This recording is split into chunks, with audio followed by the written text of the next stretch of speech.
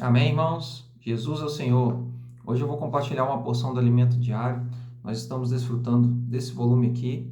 A vinda do Senhor está às portas e estamos na semana 3, ok? Com o título O Abominável da Desolação. Hoje eu vou compartilhar uma porção da quinta-feira com o título A Edificação e a Destruição dos Três Templos. O versículo de referência é Salmos 74, versículo 2, que fala assim: Lembra-te da tua congregação, que adquiriste desde a antiguidade, que remiste para ser a tribo da tua herança. Lembra-te do monte Sião, no qual tens habitado. Ó Senhor Jesus. Aqui fala sobre a edificação e a destruição dos três templos, né? Quais são esses três templos? O primeiro deles foi edificado por Salomão, filho de Davi, né? E foi um templo formoso, né? Grande, demorou muito tempo para ser construído. Davi auxiliou na preparação dos materiais para edificação, depois Salomão o edificou, né? E ocorreu que depois de Salomão vieram diversos reis na história do povo de Israel, e muitos deles, né, acabaram que não seguiram o Senhor. E, na verdade, houve grande degradação, né, idolatria, e por conta dessa situação, Deus não tolerou isso mais, né, e o Senhor acabou permitindo que Nabucodonosor, né, o rei da Babilônia, conseguisse invadir, e acabou que o templo foi destruído. Então, essa foi a primeira edificação e destruição do templo, né. Ó Senhor Jesus. E aí, depois do tempo de cativeiro, ocorreu no tempo de Esdras, no livro de Esdras, né, isso é descrito, começou a ocorrer a construção, a reedificação, né, desse templo. O rei Ciro permitiu que o povo retornasse para reedificar o templo. Só que aqui tem um ponto interessante, né, da leitura, que quando o templo foi destruído na primeira vez e o povo foi levado para cativeiro, foram levadas, né, milhões de pessoas.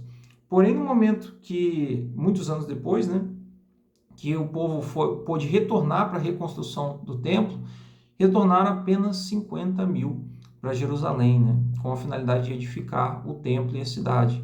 Então aqui tem um ponto interessante, né, que eu ganhei na leitura desse dia, que é o seguinte: quem está lutando pela restauração do reino são poucas pessoas. E graças ao Senhor, fazemos parte dessa minoria. Então, quando foi para o cativeiro, foram muitos. Mas quando foi para edificar o templo, poucos voltaram, né? Da mesma maneira, hoje, nós temos vamos dizer assim, o encargo, né? E a função de edificar a igreja. Porém, não são todos que vão querer se envolver com a reedificação, com a edificação da igreja. Ó Senhor Jesus, então que nós possamos fazer parte dessa minoria. Isso é um privilégio, né? Fazer parte dessa minoria que edifica a igreja. Amém? Então, esse segundo templo, né, foi reconstruído, depois ele foi destruído novamente, na época que o rei da Síria, né, entre Antíoco Epifânio, entre 175 e 163 a.C., ele acabou profanando o templo novamente, e novamente o Senhor permitiu a sua destruição, que ocorreu por volta do ano 63 a.C. Aí o templo foi destruído, ok?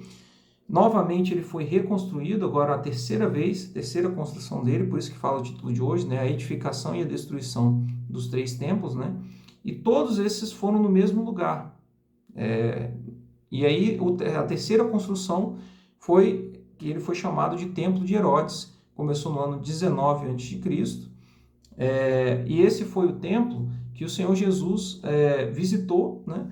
E, na verdade, ele falou uma profecia, né? Que esse templo seria destruído e não sobraria pedra sobre pedra, né? E realmente, como o Senhor Jesus profetizou, dessa mesma maneira, ele foi destruído, né? E depois, em cima dos escombros, né?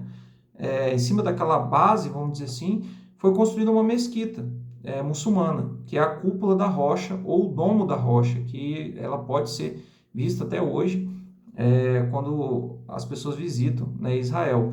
E lá, quando ocorreu a destruição, ficou apenas o muro que cercava, né, o templo original. Esse muro permanece até hoje, é o Muro das Lamentações.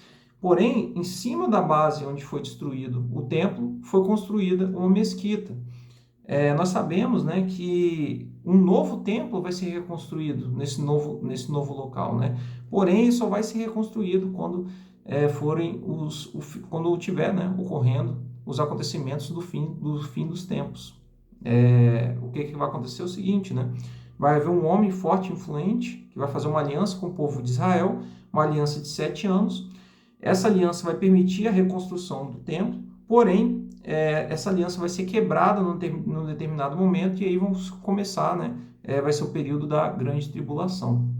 Então, toda essa história é importante para nós nos prepararmos para o fim dos tempos, né? Nós sabemos que essa história aqui, por mais que seja uma história do povo de Israel, ela está conectada com a nossa história, porque vai haver um momento em que os acontecimentos do fim dos tempos vão se iniciar, conforme foi profetizado, né, através de Daniel, principalmente Daniel 9, né, e também em Apocalipse nós vemos ali. E como se iniciarem esses acontecimentos, vai haver essa reconstrução do templo, que vai ocorrer no mesmo lugar, né, que é o Monte Moriá, né, esse local onde foi construído o primeiro templo, depois o segundo, o terceiro e vai ser construído o quarto templo, foi o lugar em que Davi decidiu edificar o templo, que se chama Eira de Ornã, e que também é chamado de Moriá, Monte Moriá, e que também é chamado de Sião. Amém? Ó Senhor Jesus. Amém, irmãos. Então, que nós possamos ganhar em cima dessa leitura, principalmente sobre a edificação do templo, né? Que poucos são os que se envolvem com a edificação do templo. Que o Senhor abençoe a quinta-feira dos irmãos. Jesus é o Senhor.